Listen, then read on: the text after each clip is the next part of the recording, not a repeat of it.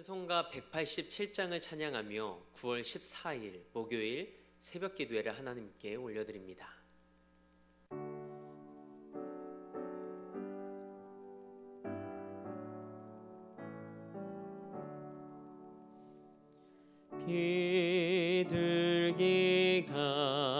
비둘기같이 온유한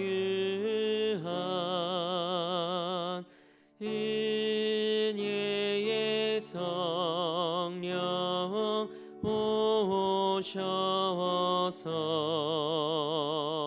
거친 마음을 만지사 위로와 평화 주소서. 진리의 빛이 비추사 주의 길 바로 걸으며 주님을 옆에 모시고 경건히 살게 하소서.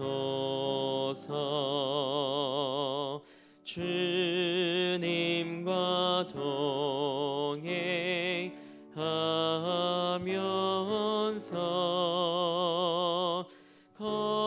거룩한 길로 행하며 진리의 예수 붙잡고 길 잃지 않게 하소서. 연약한 나를 도우사 하나님 나라 이르러 주님의 품에 안기는 영원한 안식 주소서. 아멘. 사도신경으로 우리의 신앙을 고백합니다. 나는 전능하신 아버지 하나님, 천지의 창조주를 믿습니다. 나는 그의 유일하신 아들, 우리 주 예수 그리스도를 믿습니다. 그는 성령으로 잉태되어 동정녀 마리아에게서 나시고 본디오 빌라도에게 고난을 받아 십자가에 못 박혀 죽으시고 장사된 지 사흘 만에 죽은 자 가운데서 다시 살아나셨으며 하늘에 오르시어 전능하신 아버지 하나님 우편에 앉아 계시다가 거기로부터 살아있는 자와 죽은 자를 심판하러 오십니다. 나는 성령을 믿으며 거룩한 공교회와 성도의 교제와 죄를 용서받는 것과 몸의 부활과 영생을 믿습니다. 아멘. 찬송 96장 한 장 더 우리 힘차게 박수하며 하나님께 찬양으로 영광 올려드립니다.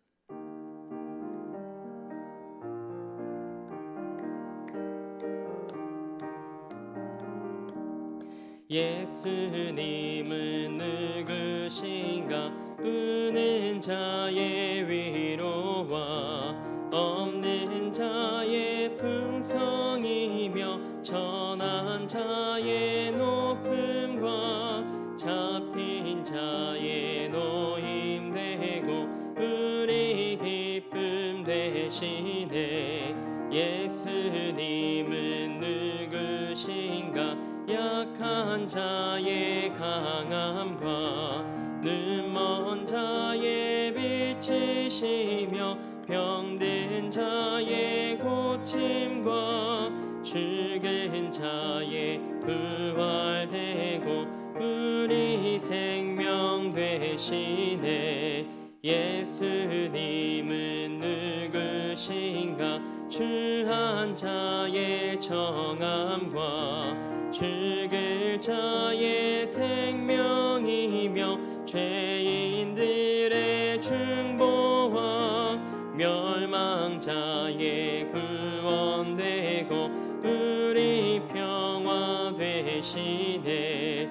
예수님은 누구신가? 온 교회의 머리와 온 세상의 구주시며 모든 왕의 왕이요 심판하실 주님 되고 우리 영광 되시네. 아멘. 오늘 우리에게 주신 하나님의 말씀은 사도행전 2장 22절에서 32절까지의 말씀입니다. 하나님의 말씀을 받겠습니다 고백한 후에 저와 여러분 한 목소리로 합독하겠습니다. 하나님의 말씀을 받겠습니다. 이스라엘 사람들아, 이 말을 들으라. 너희도 아는 바와 같이 하나님께서 나사렛 예수로 큰 권능과 기사와 표적을 너희 가운데서 베푸사 너희 앞에서 그를 증언하셨느니라. 그가 하나님께서 정하신 뜻과 미리 아신 대로 내준 바 되었거늘 너희가 법 없는 자들의 손을 빌려 못 박아 죽였으나 하나님께서 그를 사망의 고통에서 풀어 살리셨으니 이는 그가 사망에 매여 있을 수 없었음이라. 다윗이 그를 가리켜 이르되 내가 항상 내 앞에 계신 주를 배웠으며 나로 요동하지 않게 하기 위하여 그가 내 우편에 계시도다.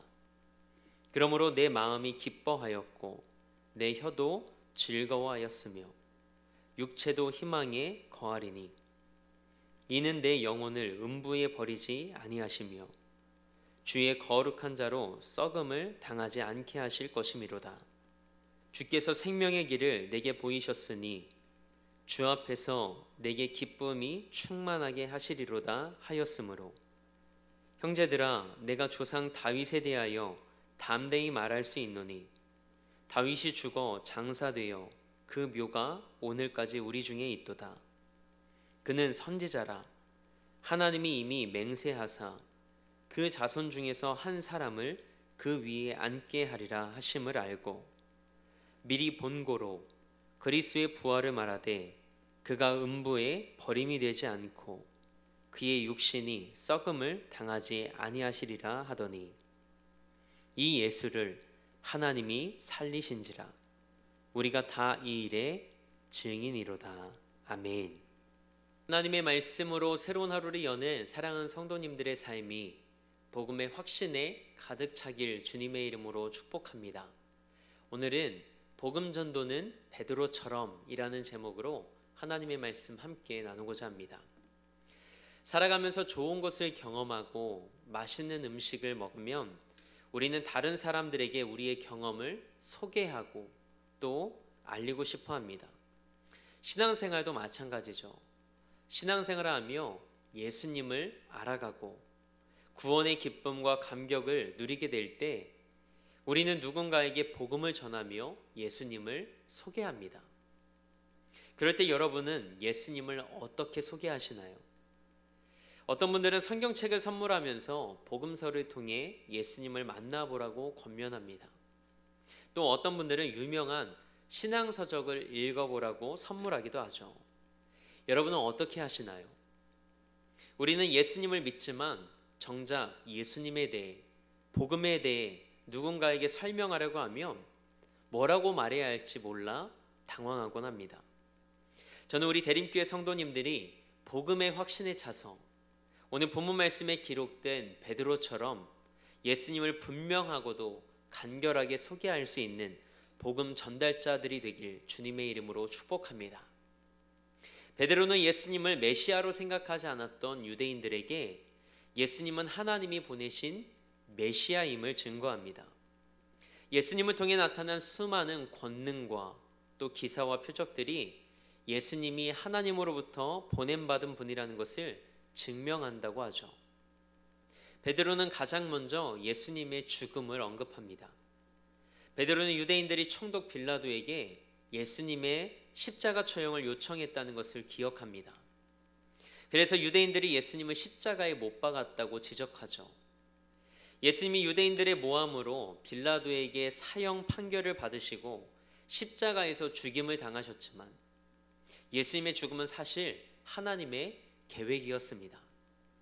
하나님의 뜻이 아니었다면 예수님은 십자가에 죽지 않으셨을 겁니다. 십자가에 못 박히지도 않으셨을 거고 십자가에 못 박히셨어도 스스로 내려오셨을 겁니다. 그러나 예수님은 하나님의 구원 계획 안에서 십자가의 길을 묵묵히 걸어가셨습니다. 그렇게 하나님은 예수님의 죽음으로 우리의 모든 죄를 해결하셨고 우리는 예수님의 십자가 죽음으로 인해 정죄와 심판과 멸망을 받지 않게 되었습니다. 그러나 하나님은 사망 권세에서 예수님을 다시 살리셨습니다. 사망 권세는 예수님을 죽음 아래에 가두지 못했죠. 그래서 베드로는 이어서 예수님이 부활하신 사건을 이야기합니다. 예수님은 죽음에서 끝나는 삶이 아니었습니다. 하나님께서 예수님을 사망의 고통에서 다시 살리시죠. 예수님의 부활은 죽음에서 생명으로 옮겨진 놀라운 사건이었습니다. 이 부활 사건은 갑자기 일어난 게 아닙니다. 부활 또한 하나님의 완벽한 구원 계획 가운데 이루어진 일이었습니다. 예수님의 부활은 이미 구약 성경 시편에서 다윗을 통해 예언되었습니다.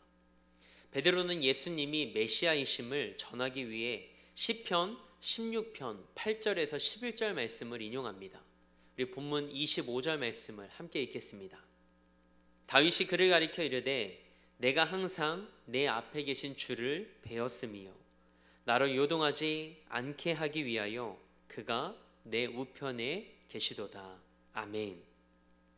여러분의 성경을 보면 25절 마지막에 작은 글씨로 시 16 땡땡 8에서 11이라고 적혀 있을 겁니다.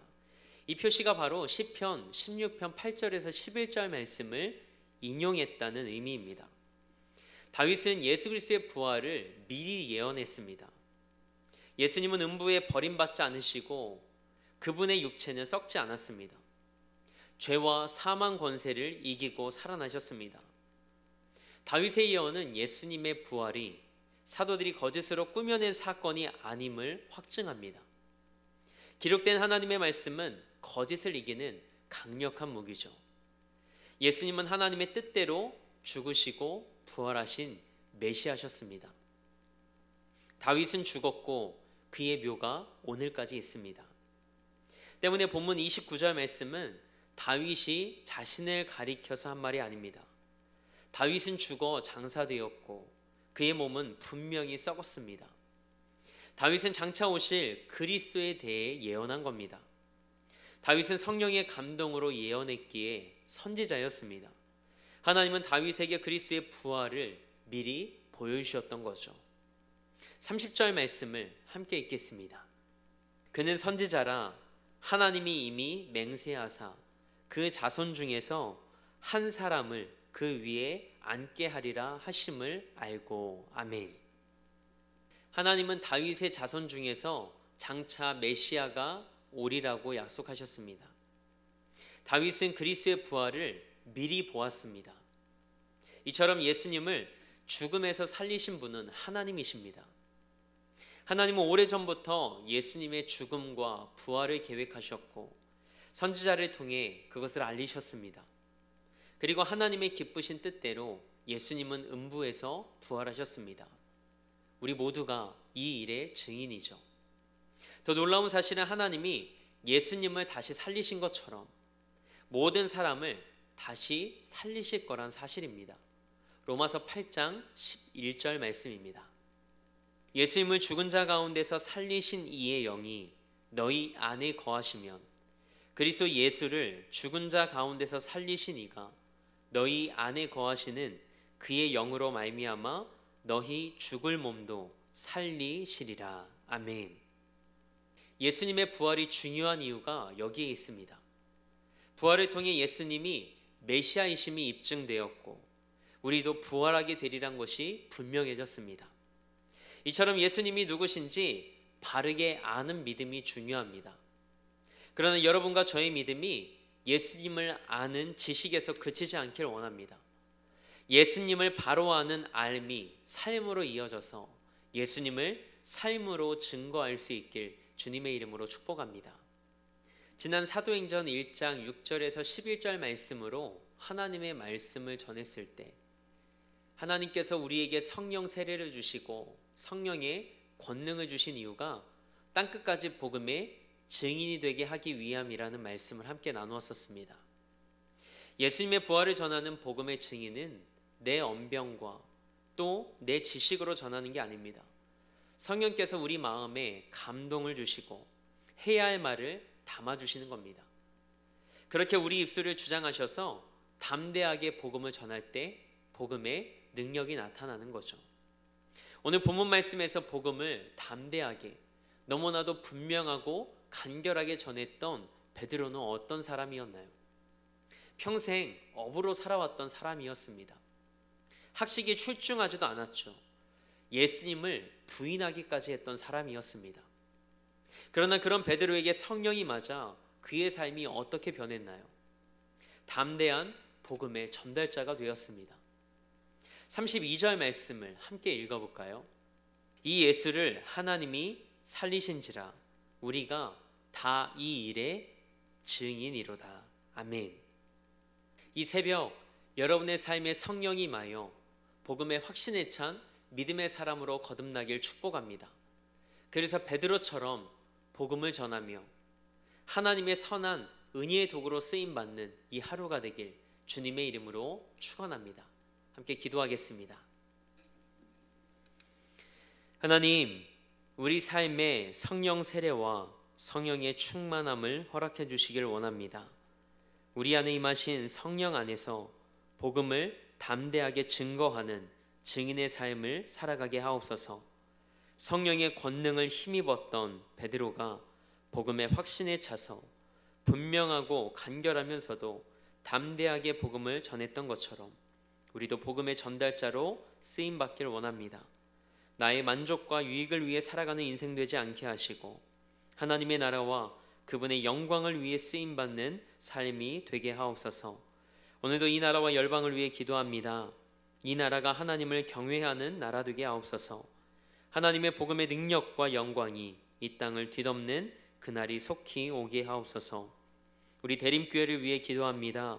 영혼을 구원하고 삶을 변화시키는 재단으로 하나님께 쓰임받게 하옵소서.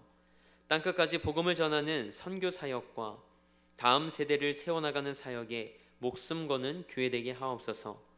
담임 목사님이 영육간에 강건케 하시고 말씀의 능력과 하늘의 은혜로 덧입혀 주옵소서. 내일까지 중국교회 부흥성회에서 말씀을 전하실 때 하나님의 은혜의 도구로 쓰임받는 시간 되게 하옵소서. 그리고 우리 사랑하는 성도들의 삶과 가정과 일터를 지켜주셔서 살아가는 삶의 모든 자리에서 복음의 증인으로 살아가게 하옵소서. 오늘도 삶의 자리를 성전 삼아 미디어 예배로 이 하루를 시작합니다. 오늘도 성령의 능력을 힘입어 살아가는 모든 자리에서 담대한 복음의 증인으로 쓰임받는 하루 되게 하옵소서. 그렇게 다시 하나님을 기대하며 우리 삶의 목적 되시고 이유 되신 우리 주 예수 그리스도의 이름으로 기도합니다. 아멘. 하늘에 계신 우리 아버지, 아버지의 이름을 거룩하게 하시며 아버지의 나라가 오게 하시며 아버지의 뜻이 하늘에서와 같이 땅에서도 이루어지게 하소서. 오늘 우리에게 일용할 양식을 주시고 우리가 우리에게 잘못한 사람을 용서하여 준 것 같이 우리 죄를 용서하여 주시고 우리를 시험에 빠지지 않게 하시고 악에서 구하소서. 나라와 권능과 영광이 영원히 아버지의 것입니다. 아멘.